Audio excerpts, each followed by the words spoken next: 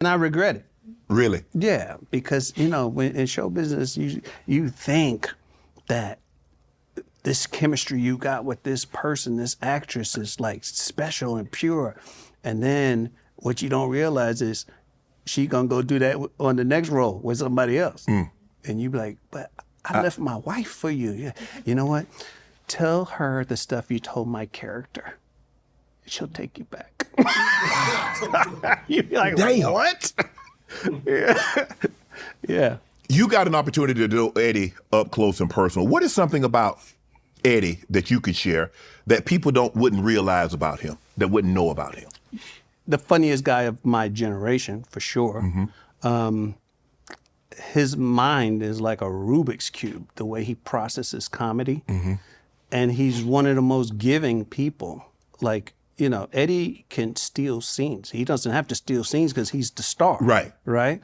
But the thing I learned from Eddie was letting other people shine. You bring somebody in. When I did the Banana Man, I was still working in the mailroom, and he told Marty Brest, the director, you got to let him do it. He wanted me to play the Brunson Pinchot character, right? Who did a wonderful job. But the director was like, nah, he's unseasoned. And he said, all right, then let him do this one little scene. And Eddie was like laughing in the scene. You know, I'm with the biggest star in the world, and he's making me feel funny and encourage me and go, no, serious. He says, and the director was like, we got to move on. Eddie's going, no, we're going to do this. And we got that take.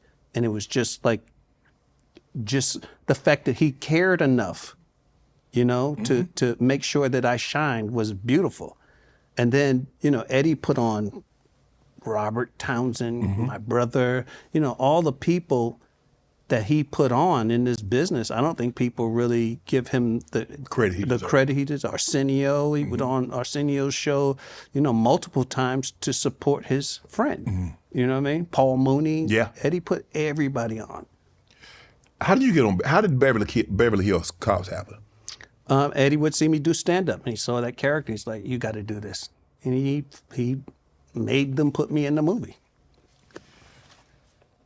Eddie, SNL. A lot of people have nobody's been bigger than Eddie. Right. SNL and blew up. I mean, there have been other guys, but nobody like Eddie. You was on SNL for a minute. Half a season. What did you think SNL was going to be as opposed to what you got once you got on SNL? Well, I grew up, you know, when we watch Richard Pryor on SNL, you know, the famous sketch with Chevy Chase, and, you know, him with Lily Tomlin playing the drunk, and, you know, it's like, wow. He's bringing our flavor to this show. Right. Because before it was white. It was funny. Yeah. You know, John Belushi, brilliant, and all those guys was brilliant.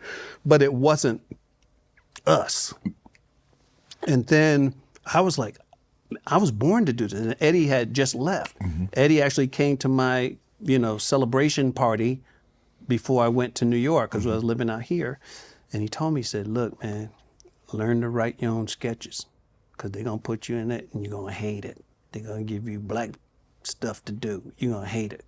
And so when I went there, he was right. And I was writing sketches, but they would shoot it down. This dude would like sit there, read my sketches in front of me and go, yeah. Oh, yeah. I just don't get it. I just got tired of getting shot down.